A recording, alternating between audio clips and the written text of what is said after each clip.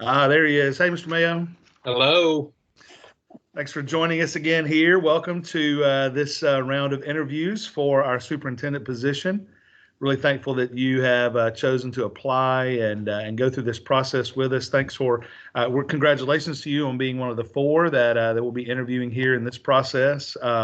Really thanks for applying and going through all the background check and do all the thing with TSBA where they had to kind of check you out and all those kind of good things. I know that was a cumbersome process to have to go through, so I'm really thankful that you were willing to do that as well.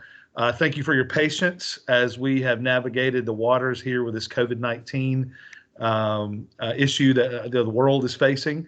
And so I appreciate your patience and then even as we go through this, and it's a little bit of a different process tonight. I know this is not the way that standard interviews would be done, but we're all social distancing and hoping to stay alive right now. So I'm thankful for your patience in that as well. The timeline that we'll be using for this, just as an FYI, we're doing interviews tonight with 2 candidates. We'll do interviews tomorrow night with 2 more candidates. And then we'll deliberate some, or we'll just kind of digest all this information next week. And then we'll be getting together next week on Thursday the 9th to make a decision about how we move forward and who we move forward with.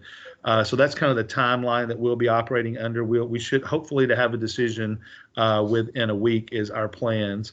And then all this will be broadcast Monday night. Beginning Monday night online, so people will be able to come back and watch it and see all the things that we've asked and that you've answered. And so we're going to start tonight by giving you an opportunity to just tell us a little bit about yourself, maybe something that we didn't glean from your resume or the information that you provided, or anything pertinent that you think that we should know. So we'll and then each member of the board will ask you a question, and we'll kind of do that in a round robin kind of a situation where one board member will ask you something, we'll move to the next board member and give you as much ample time as you possibly need to answer any of those questions. All that makes sense? It does. Thank you. Yeah, and just know that we're asking all the candidates the same questions. So why don't you? We'll just turn it over to you and let you start us off. Okay. Well, first of all, I appreciate the opportunity to interview for this position. I'm looking forward to the process, and I will have to admit it is a little different from any that I've ever been involved in before, but as you said, we'll make the best of it. You all have a copy of my resume, obviously. I think one of the things that you can't glean from a resume, perhaps, are the relationships that you make along the way throughout your career. I've had a very long and successful career, and I'm hoping to continue that in this position as superintendent. But as I mentioned, relationships, I think, is very important and not something that you can necessarily glean from the resume. And one of the things that comes to mind for me when I think about relationships is going back to when I was a principal at E.E. Jeter Elementary School, which is a K-8 school. And I was a new principal at that school, and I had a very lofty, ridiculous goal to raise an astronomical amount of money for technology, because that was back in the day when technology had just come on the scene. And so no one had anything in their schools. There were no laptops, I don't think, had even been invented at that time, but we didn't have any types of desktops or computers or infrastructure or anything. So the goal was to have we called it a tech trek. It was similar to a walkathon where we received pledges and then the kids would do their laps by way of the tech trek. And so I needed a really strong supporter for that program.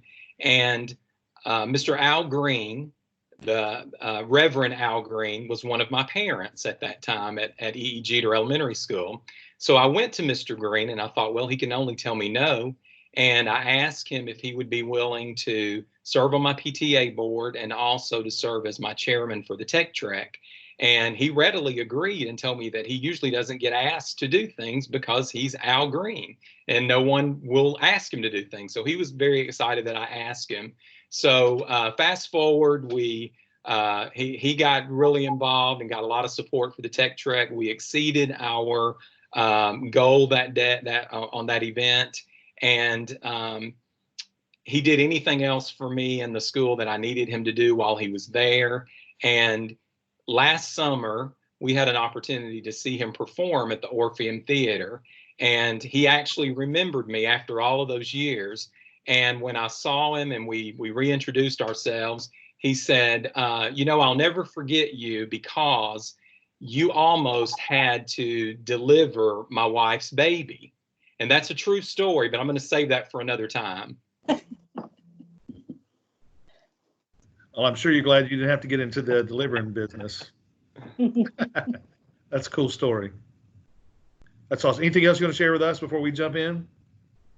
That's good. I think my resume speaks for itself, and I also provided you a cover letter, and I emailed each of you. I don't know if you've had a chance to look at it. I did email you a copy of my planned transition plan if I am appointed to this position, and I think that details some of my ideas and approaches of how I would handle transitioning into this new position. Even though I'm already in the district, it would be a different role for me, and it would require individuals and employees and community members to view me in a different role. Yeah, I appreciate your sending that out. That was I appreciate you putting that together and getting that in our hands. That was very helpful. Okay. All right. I think with the first question, Mr. Lamar has the first question. Okay, Mr. Mayo, explain how you would develop a school system budget and tell us who you would involve and how you would involve them. Okay. Well, the first thing I think I would do, I would make sure that I had a competent chief financial officer right off the bat. And I know that that person already exists in Arlington Community Schools. So I'm very confident that that first step will have been met.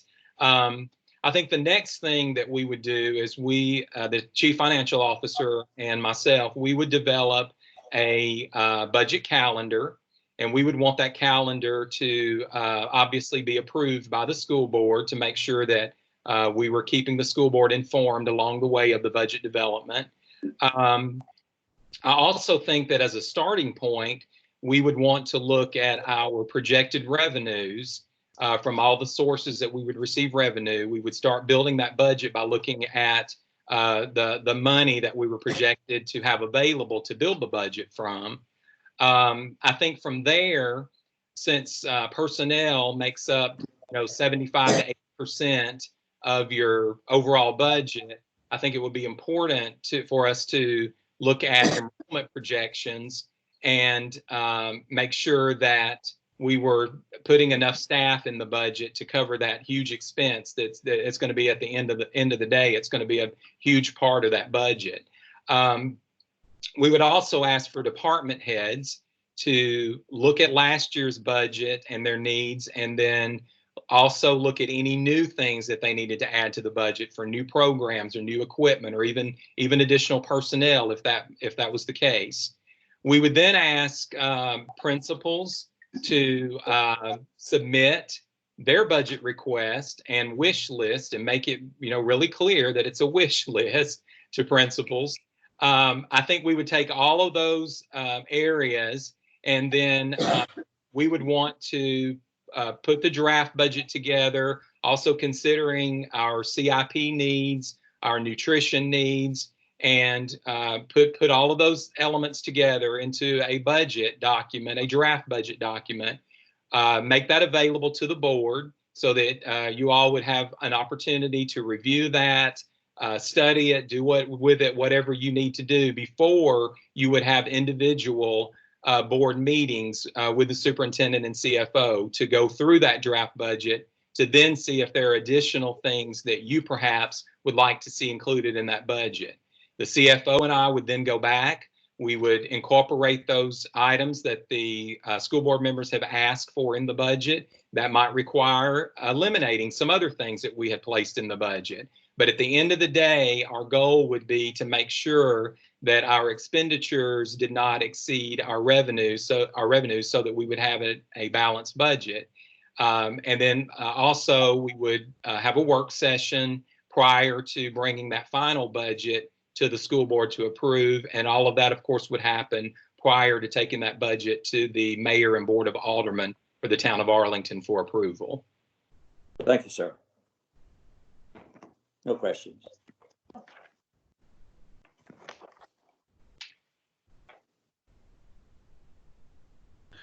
Thank you, Mr. Mayo. Next question comes from Ms. Conley. All righty.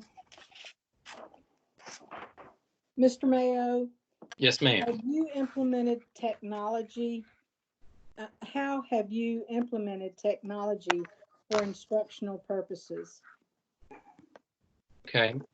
All of you are frequent visitors of our schools. So I think when you go in our schools, you're able to see instruction does not happen in our school district without also having technology incorporated into it. It's the foundation of our instruction at this point in our school district. It does not take the place of good instruction. It is a tool that's used for instruction, but it's the primary tool used for instruction in our district. Probably about, I think it was 6 years ago, when we went down the path of looking at piloting a one-to-one initiative. I really believe that Arlington Community Schools did the right thing, and we were way ahead of other school districts in the way that we approached that process, because number one, we piloted it, and it wasn't a situation where we just placed devices in the hands of students and with no infrastructure or no process or no plan. We did not make it optional, because in a true one-to-one environment, the use of technology is like a textbook. It's not optional in order for that one-to-one incorporation to take place. We spent a lot of time training our students. We spent a lot of time training our teachers. Our students trained us in that process as well. We spent a lot of time training or educating our parents so that there would be buy-in on the parental side, and also talking to our parents about safeguards that were in place for good digital citizenship. And all of those things are important. It's scary for parents when you hand a child, a middle school child a device or a high school child a device.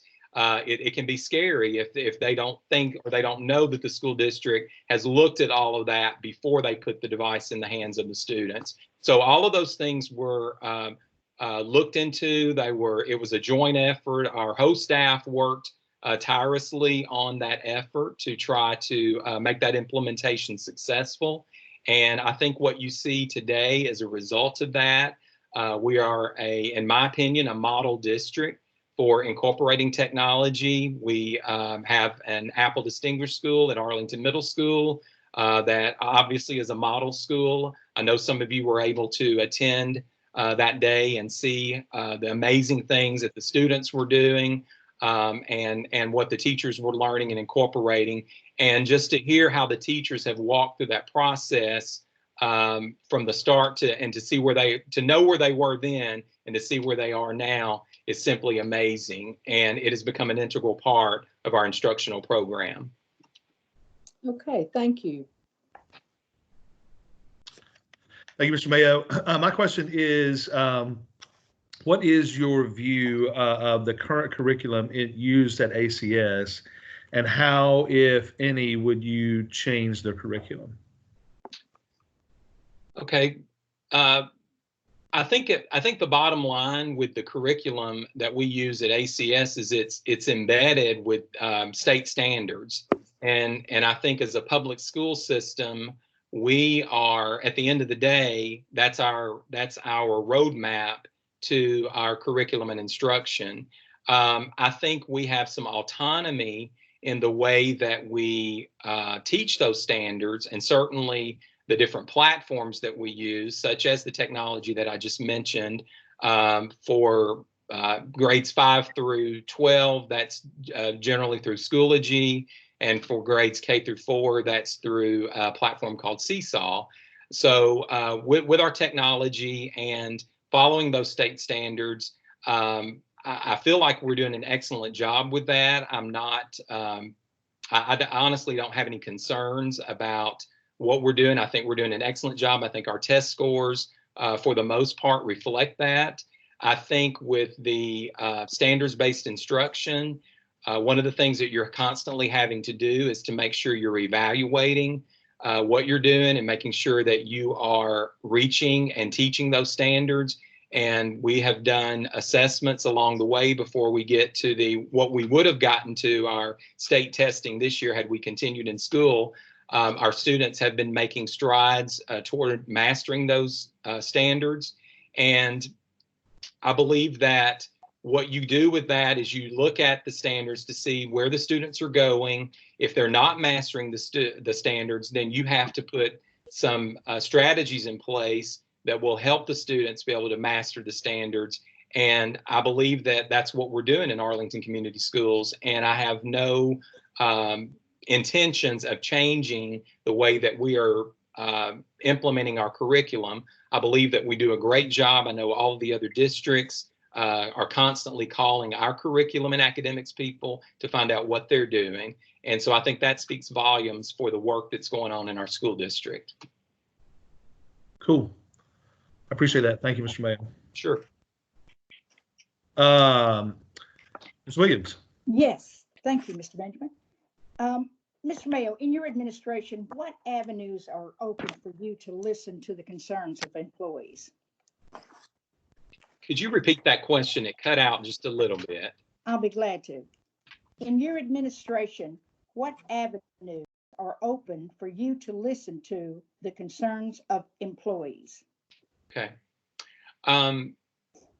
Certainly, I am a person that has I've always had an open door policy in any administrative role that I've had, and that would be no different if I was the superintendent of the district.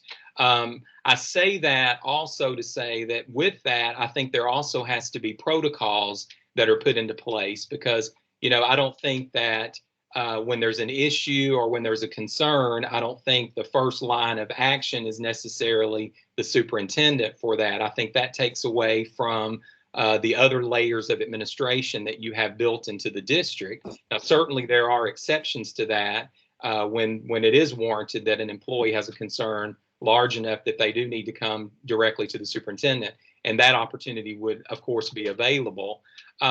I think one of the most important things that you can do is make certain that you communicate to employees that you are available, that you're visible, that you're not afraid to roll up your sleeves and get your hands dirty and get in the trenches with them, because then it makes you part of what they're doing and one of them, instead of this being a separation of that, you know, here we're at central office and you're over here in the school. And so because of that gap in roles, then sometimes people get the impression that it's very difficult or you're not approachable. But I think being visible in the schools and being a participant in school activities so that people see you as a regular component of the school, not a stranger and not a visitor in the school, I think that gives employees a sense of confidence in that you are engaged in what's going on and that it can bring concerns to you.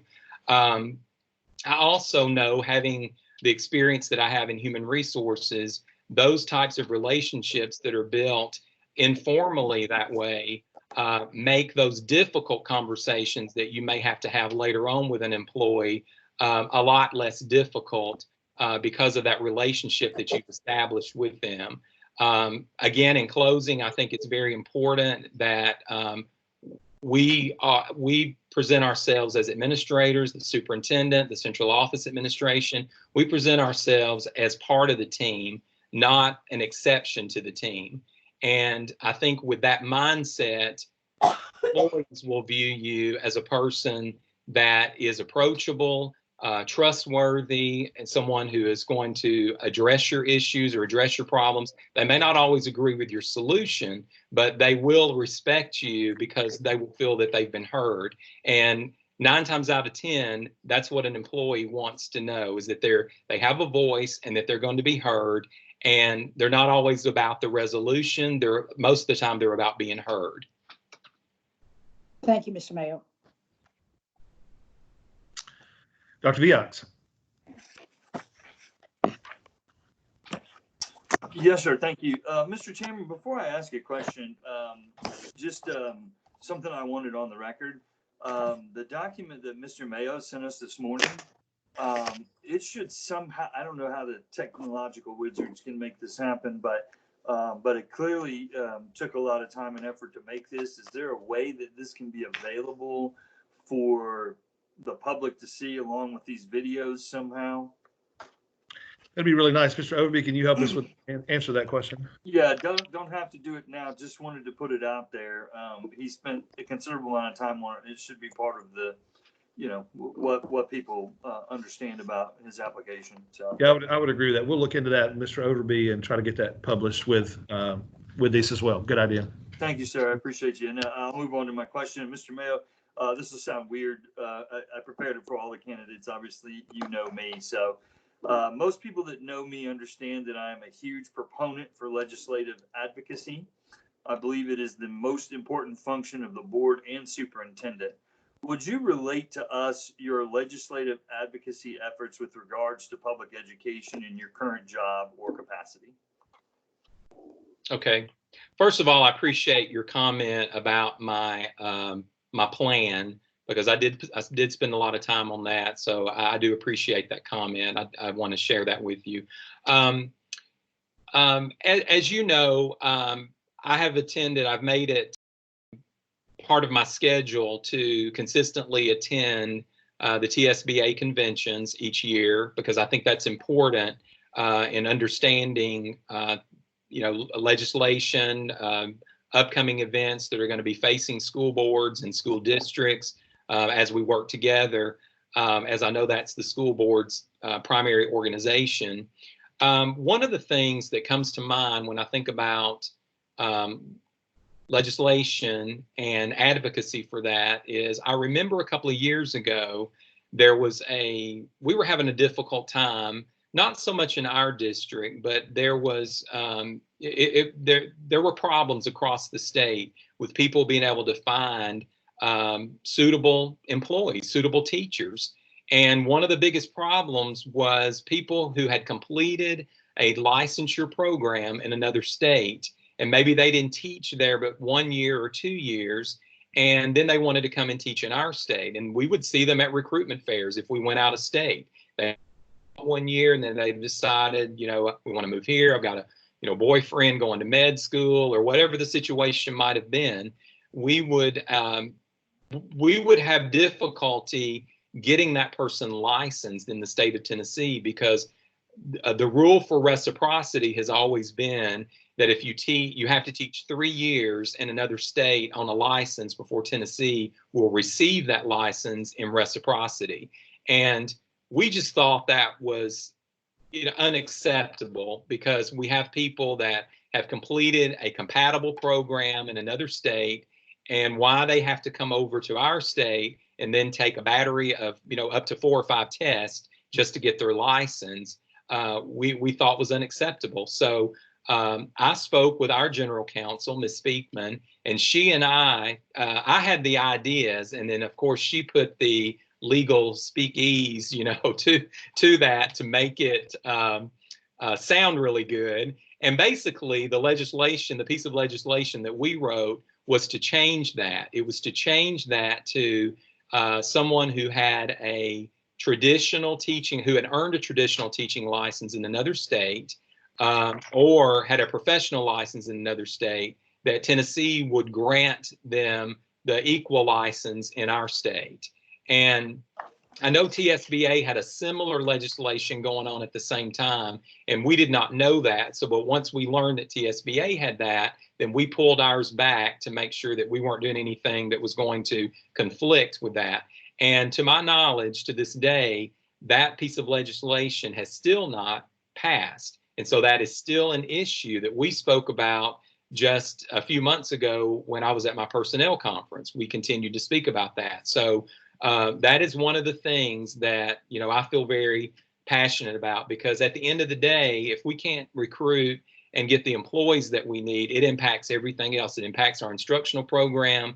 It impacts our retention. We can get somebody for a year on a temporary license, but if they're going to have to spend $1,000 on tests that they've already taken in another state just to keep a position with us, then I don't blame them if they're not willing to do that. So that's one of the things that I feel that I've advocated for, in that respect.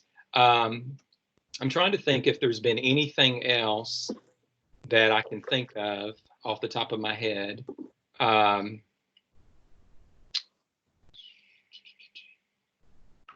Well, one that I can think of is we recently had to go to the expense of having our employees pay for our employees to have background checks, which came to us in the form of an unfunded mandate. And I know that happens a lot, but this was another one that came across that was an unfunded mandate that requires every employee to have a background check every 5 years, and there was no funding provided for that. So we had to get real creative and get busy and figure out what that process was going to look like in order to be in compliance with state law. And that was, I think, July the 1st of 2019 is when we had to be in, or we were supposed to be, that law went into effect. We didn't have to be in compliance by then. We were never given a date that we had to be in compliance by. We were just told we had to do it. And I think by November, all of our employees were in compliance because we were able to get busy and get a process in place for that. So those are the two things that I can think of off the top of my head that that I have advocated for to be included in our legislative agenda when the school board has prepared that to take to the legislators. Those two things, the licensure piece, and then all unfunded mandates. Thank you, Mr. Mayo. Sure. All right, round one. So we'll go back around again, and we'll start over again with Mr. Lamar. Mr. Lamar, for your second question. All right, so thank you, sir. How would you work with the school board in the implementation of their strategic plan and policies?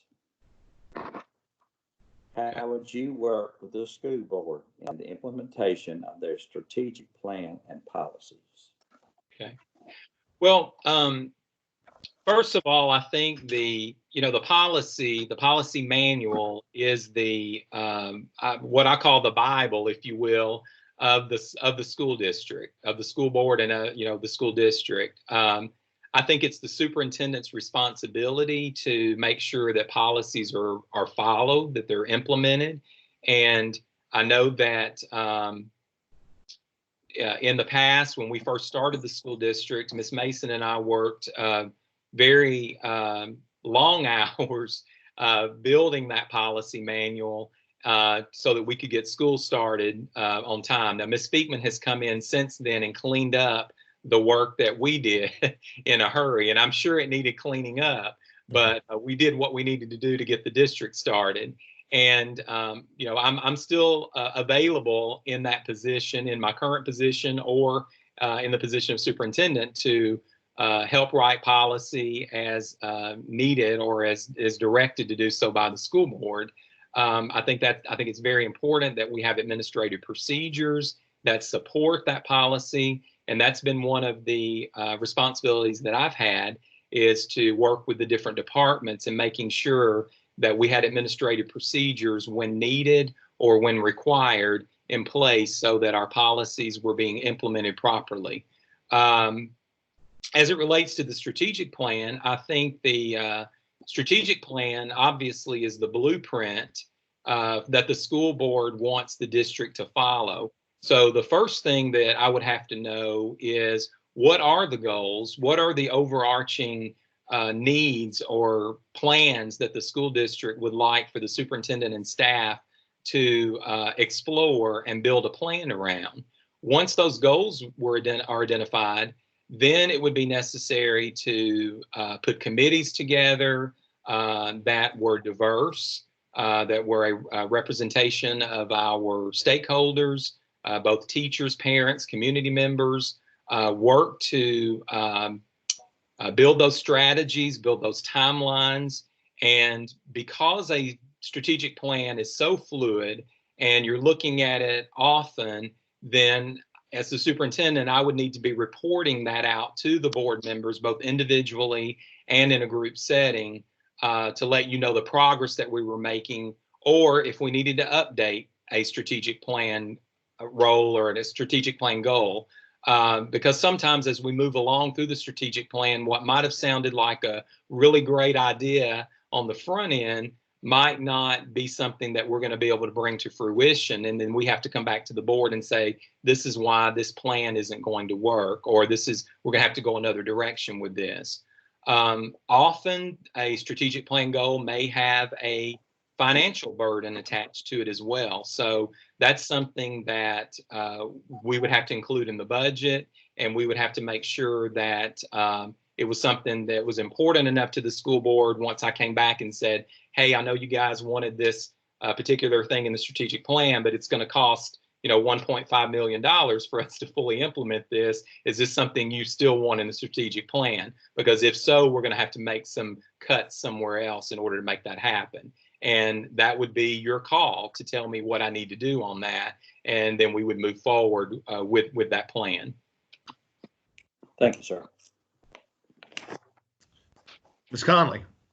Yes, sir. What community organizations or activities do you think the superintendent should participate in? And tell us which of these organizations you already participate. Okay. Well, I think obviously it's important for the superintendent to create alliances with not only businesses in the town, but also the leaders of the town, the mayor and the board of aldermen. I can't put enough value on the need to establish those types of relationships right off the bat. I think that's something that I've also alluded to that in my transition plan, and I do have those relationships in my appropriate role with the district now, and obviously that'll look different if I'm the superintendent, because one of the things that I learned a long time ago is in order to be a good leader, you have to be a good follower. So I've always prided myself on knowing where my role was and staying in it. And so obviously, if I'm the superintendent, that role will change. And those relationships and those connections with businesses and business leaders and leaders in the community will look differently as a superintendent. Some of the things that I currently participate in is, I attend the chamber luncheons. Ms. Mason has done presentations at the luncheons to give updates, and I would assume that would be a responsibility that I would also have in that position. I've helped her prepare those from time to time early on, and she got so good at it later on, she didn't really need my assistance in the past couple of years with that. But, in the beginning, we would work together on that. I've been the PR person for the district before we were able to hire a communications coordinator. I managed our social media. I managed any types of activities where our schools were going to be represented.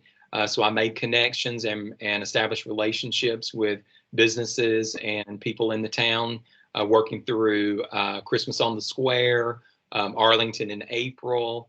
I've also been a member of Lead Arlington several times, and all of you are familiar with that. One of the things that comes to mind that I did our first year as a district that I felt like really, it was similar to what we saw yesterday with the parades for the students and the teachers and all of that. Was very heartwarming to see all of that. But one of the things that we did, our football team made the state playoffs for the very first time in the history of the school.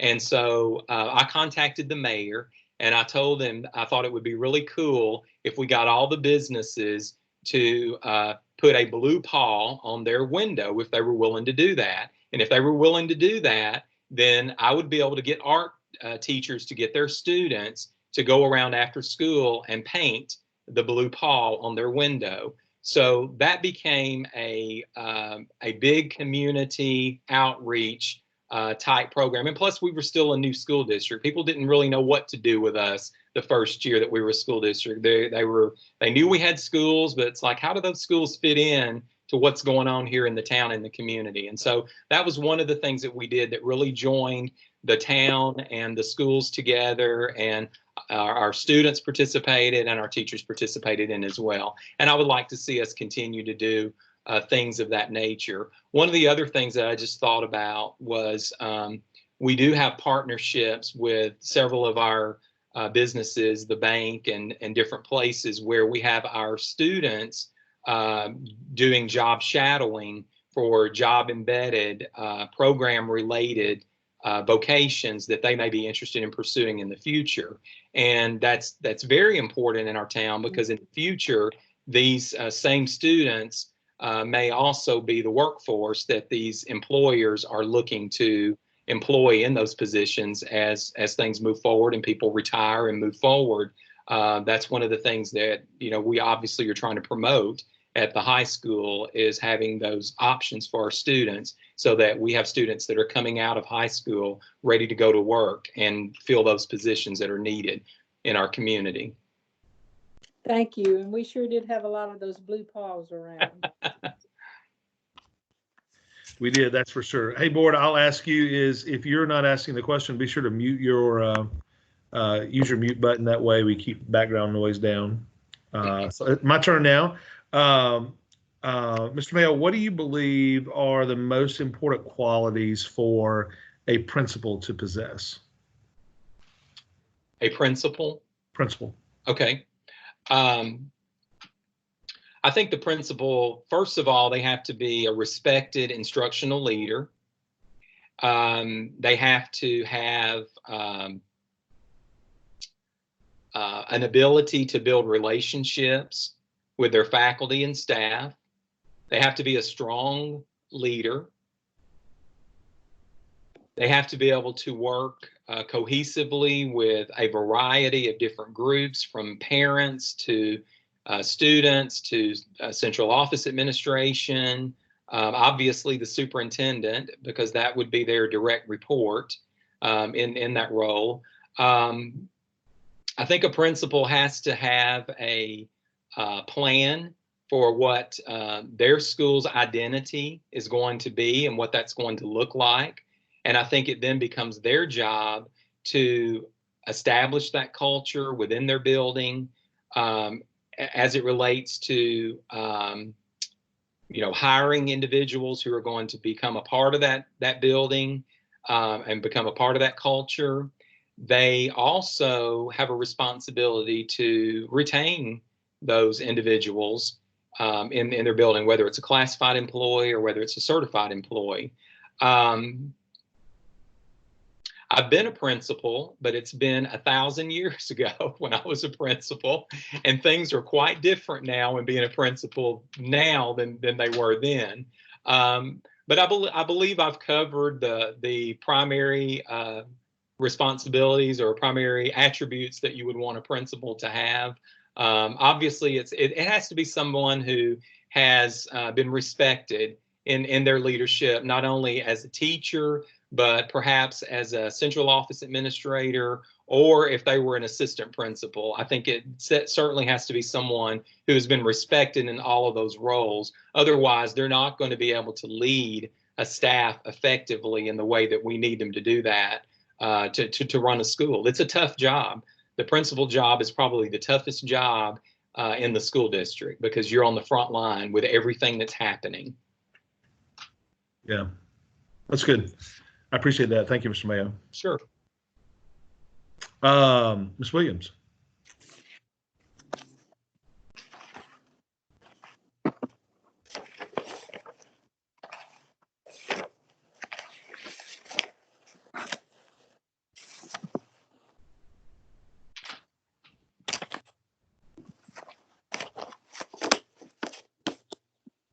Ms. Williams, I think your microphone is mute.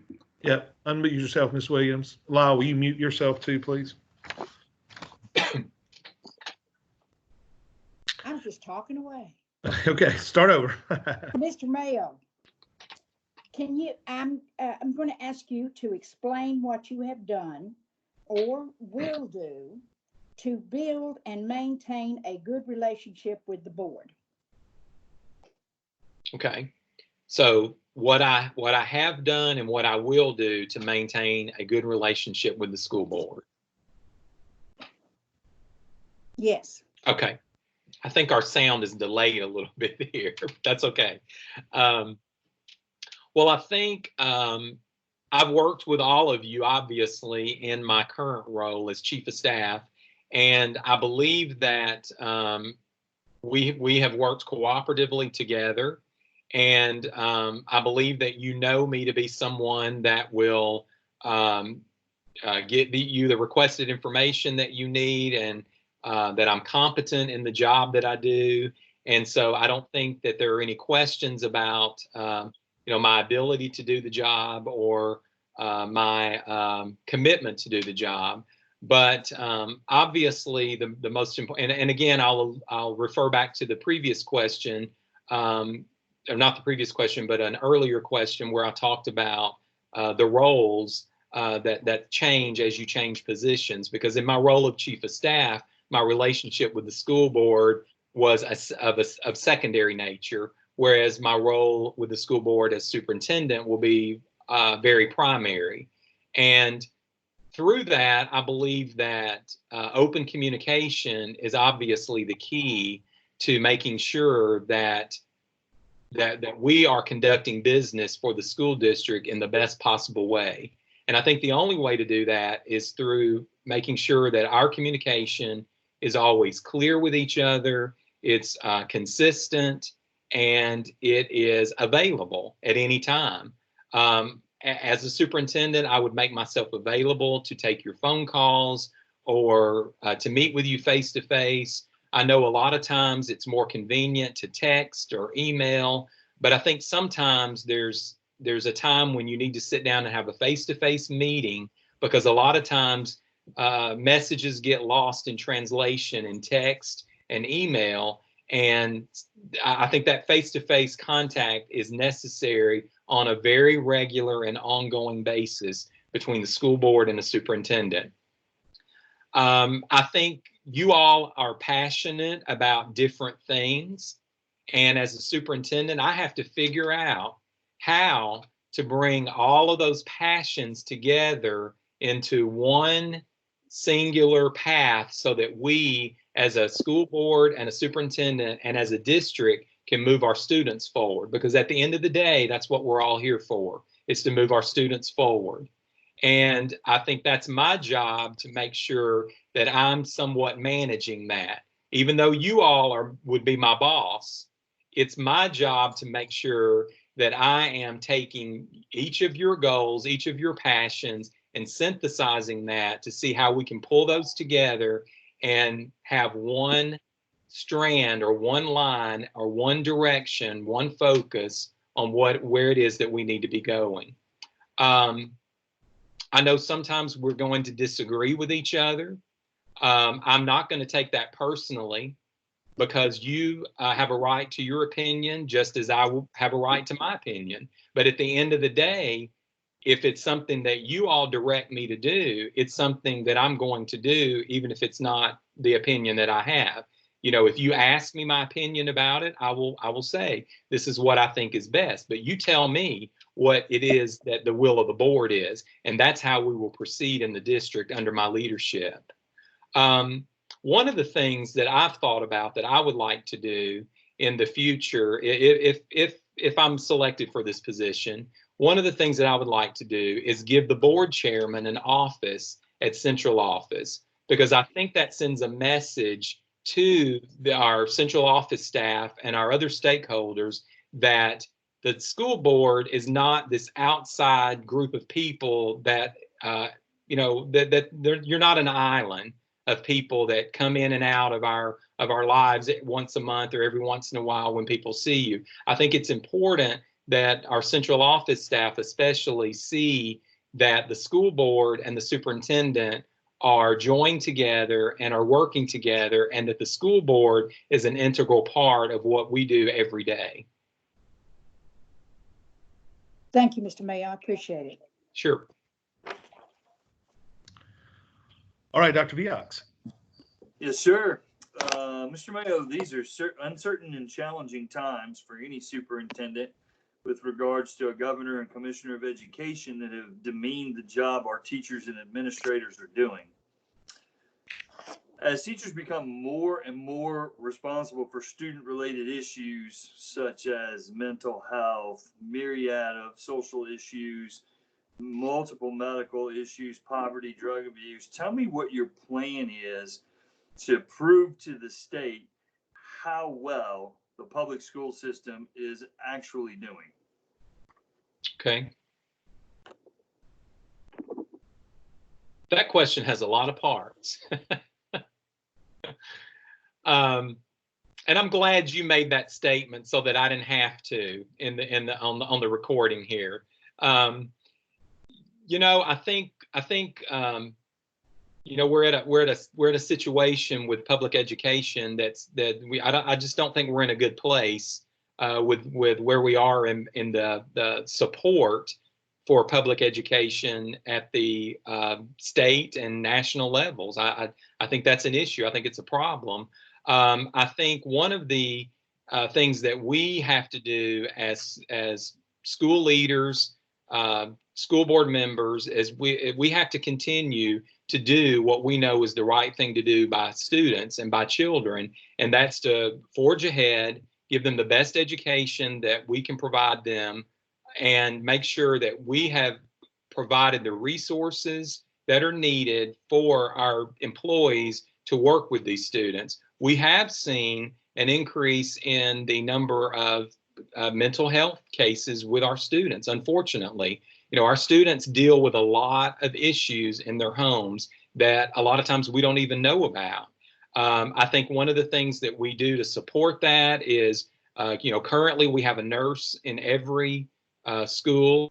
You know, sometimes they're stretched very thinly depending on what's going on a particular day. We have counselors, school counselors in every building. We had one social transition specialist a couple of years ago. Then we hired another one to provide additional support for students that are at risk or that have needs. And I really think that until the perception of public education changes, until we have leaders in place that support public education, I believe that we have to continue doing what we know to do, that we know is the right thing to do by students, and that's to continue to take care of them the way that we always have.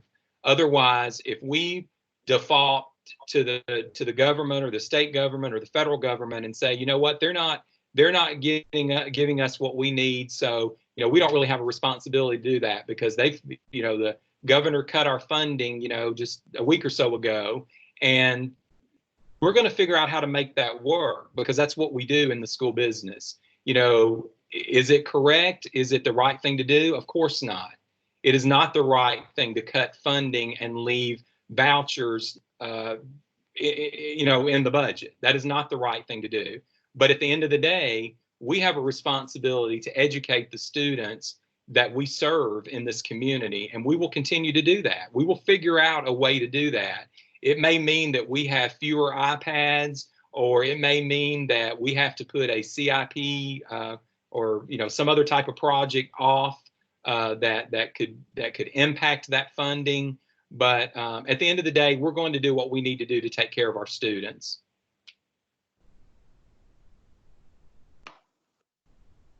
Thank you, Mr. Mayo. I just wanted, and I'm sure, Mr. Chairman, you'll back me on this. When all of us are looking down, we're actually taking notes. So okay, yes, that's correct. On the record.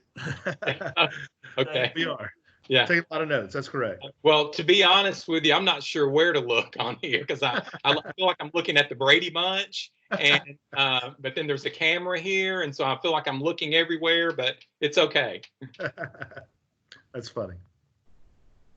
All right, so we are about an hour in, so we've got about 31 minutes left, Mr. Mayo. So we're going to go one more round. I think it'll probably cover us as far as questions go for you. So we'll start back over with Mr. Lamar. And Mr. Lamar, your next question. What steps would you take to ensure school funds are spent wisely, accounted for properly, and in compliance with state and federal mandates? Okay. Could you repeat that? You did cut out a Yes, little sir. bit. What steps would you take to ensure school funds are spent wisely, accounted for properly, and in compliance with state and federal mandates? Okay. Well, I think the first thing that I would make sure of is that anyone who touches money in our school district has been properly trained according to our state auditing manual and our processes for handling school business in that manner. I think that's very important. A lot of that responsibility obviously will fall on the chief financial officer under my supervision, but certainly would fall under the direction of the chief financial officer. One of the things that I think would be beneficial, and we've actually done this in our school district when we thought we had. It wasn't an issue of anybody being dishonest. It was just an issue of somebody not being necessarily competent in the position they were holding. And we conducted a mock audit of that particular person's paperwork, and we were able to discover some discrepancies and some things that we were able to fix before the audit actually took place. So I think that's a good practice. I think that's something to do even if you don't have concerns or even if you don't have issues.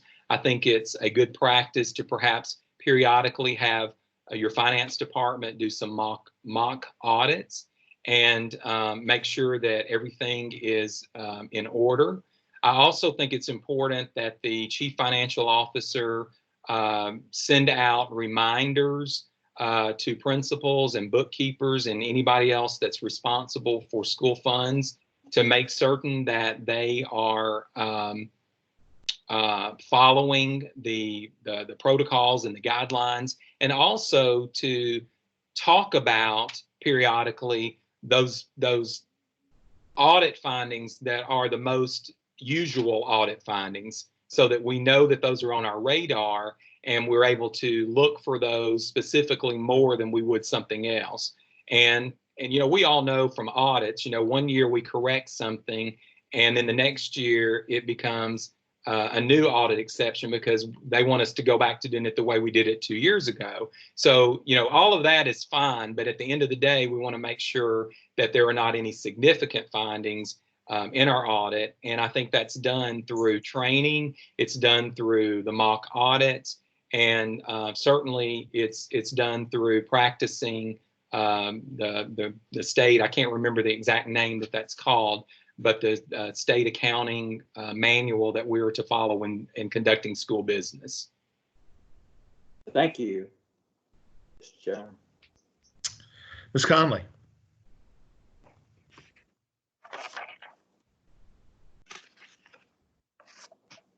Hey, you reminder to mute yourself there. Thank you. All right. Mr. Mayo, I know that your role as chief officer is different, but I'm going to ask this question anyway because I feel like you would know what's going on in the district. What have you done to improve the teachers' and students' knowledge and use of technology? Okay.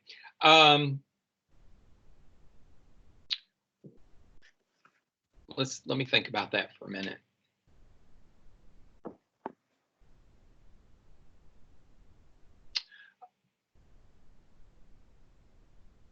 I would have to, I don't want to sound redundant, but I would have to go back and say that probably the most significant thing that we've done in our school district was the one-to-one initiative. When we piloted that, we, as I shared earlier, we went to great strides to plan and make sure that was methodical. Mm-hmm.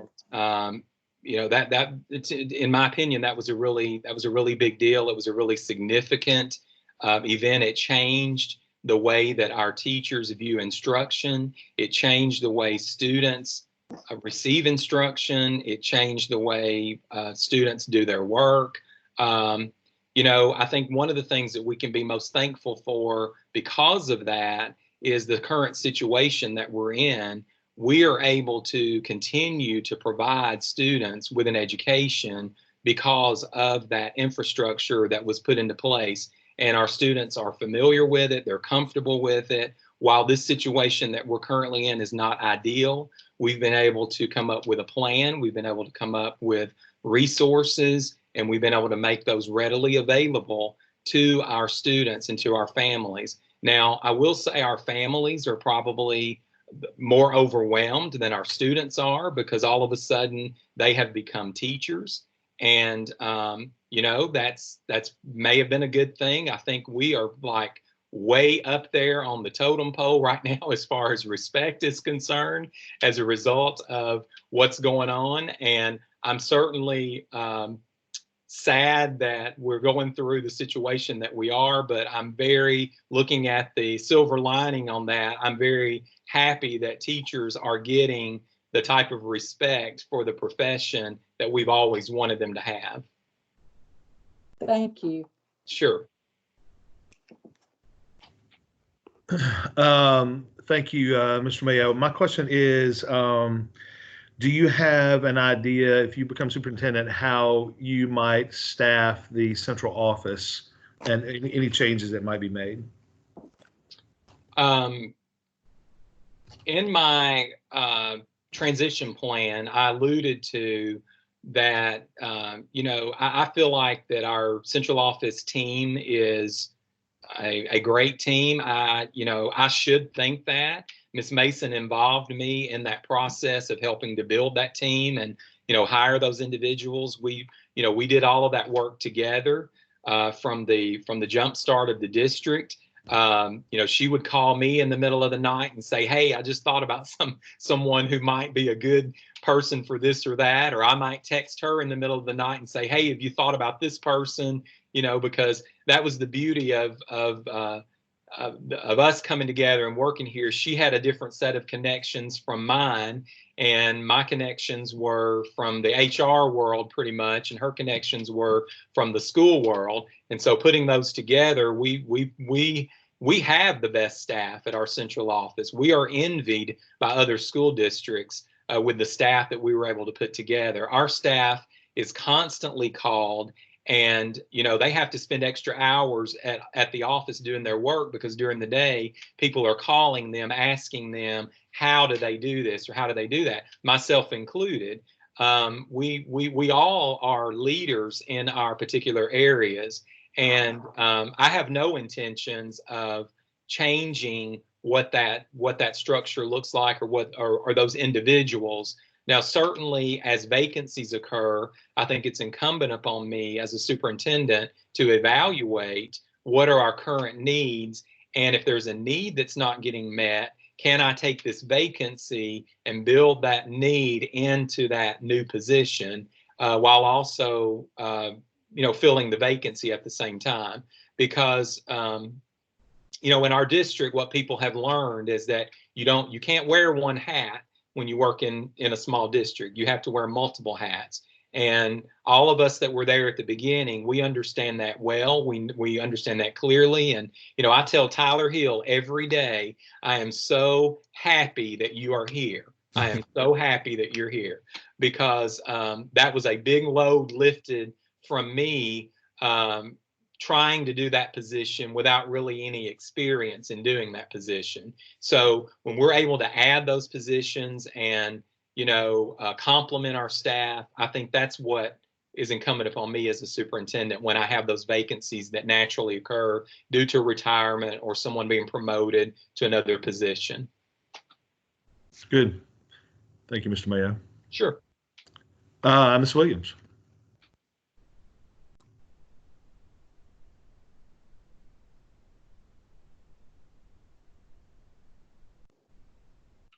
Would you remind me? I think you may be muted. Okay. Yeah, that's Yeah, what I I was got going to it. say. I got, um, I've been here thinking, what I could ask you, I have some questions here, but some of them are a little redundant, so I hate to keep asking you the same thing over and over. I was just wondering if there's something that you haven't shared with us, that there's something that we've neglected to ask you that you would want to talk about with us, or anything that you'd want to share that we just have missed completely about you. I think you all know me pretty well. We worked together for a number of years, and I'm trying to think. I've always been told never go in an interview and say something that's already on your resume. So I'm trying real hard not to do that. I'm trying real hard not to talk about information that I've already given you. I guess, just some, some qualifications. I guess I could speak about some qualifications that I think make me a good candidate for this position. I feel obviously my experience, not only in this district, but in my experience outside of the district in Shelby County schools. I've been a teacher, I've been an administrator at all levels. I've been an administrator in K-12 schools. I've been a supervisor in HR. I've been a director of HR. I've been through the merger, something I don't want to talk about too much, but all of those were growing pains. You always gain something from those experiences that you go through, even if they're not pleasant. But I feel like I am a good candidate for this position because as I've alluded to several times throughout this interview, I worked side by side with Ms. Mason as we built this district from the ground up. There's no other work that I've ever done that has compared to that. It was exhausting. It was overwhelming. And the blessing in all of it was we did not know what we were doing, because had we known what we were supposed to be doing or what this was supposed to look like, we would have been even more overwhelmed than we were. So, I feel like that experience alone makes me a good candidate for the position for this district. I know this district. I know the employees. I've hired every one of them. Most of them I've hired more than once because I knew them in Shelby County schools. And some of them I've hired 3 or 4 times, depending on if they, went home to have babies and stay a while, and then they came back, and then they left and they came back again. I feel like, especially in these times, our employees are going to be looking for some stability. They're going to be looking for comfort.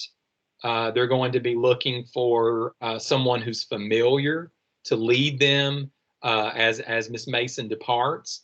And, sitting here talking about this and interviewing for this position, it's very bittersweet for me, because Ms. Mason and I, we were the dynamic duo when we started this district, and to not do this work without her is very sentimental to me. So it is a little bittersweet to talk about it, but obviously she has earned the right to retire if that's her desire, and I hope that I'll have that right one of these days. I don't see it in the near future with a 10th grader, but I do hope that's in my future one of these days. But having said all of that, I think that I'm the candidate that can provide that stability for our employees that they're going to need anyway, but they're going to more than ever need that, considering what we're going through right now. Thank you, Mr. Mayo. I appreciate your answer. Thank you, Mr. Mayo. Dr. Viox. Yes, sir. I'm going to be honest. I only had the 2 questions prepared, so I'm going to snag one of these other pre-canned questions. I'm just going to throw it out there, and you take it wherever you want to go. How do you demonstrate ethical behavior? I'll let you take that in any direction you want. Okay. I think being an ethical leader is, I think those are synonymous. I don't think you can be a leader without being ethical, or being an effective leader without being ethical. I think, as a leader, you have to make sure the decisions that you make are not personal. They're what's in the best interest at the end of the day of students. And then you have to look at your employees, and then you have to look at your parents. And while you're making those decisions, you have to determine, is this the right thing to do?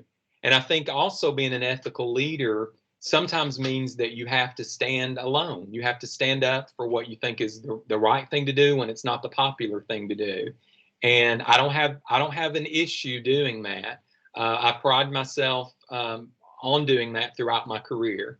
And I think with managing budgets, implementing policy, everything that you would do in the role of superintendent is it's ethical work. If you do it in the manner that it's designed to be done, it has to be ethical work to be effective. I believe that I'm viewed by the employees in this district and the people that work at central office as an ethical leader, an ethical decision maker, and a person that's, I'm going to do the right thing, but at the end of the day, if we have to part ways and you leave my office and you're not employed with the district anymore for whatever reason, you're going to leave with dignity, and you're going to leave with who you are intact, even though this work relationship may not have worked out. I'm going to give that to an employee. That's what I've prided myself in over the years, and I feel like I've been successful with that. And I think that if you ask people that their employment has not worked out with our district or with Shelby County Schools, they would tell you that they left my office with their dignity intact, even though we had to part ways.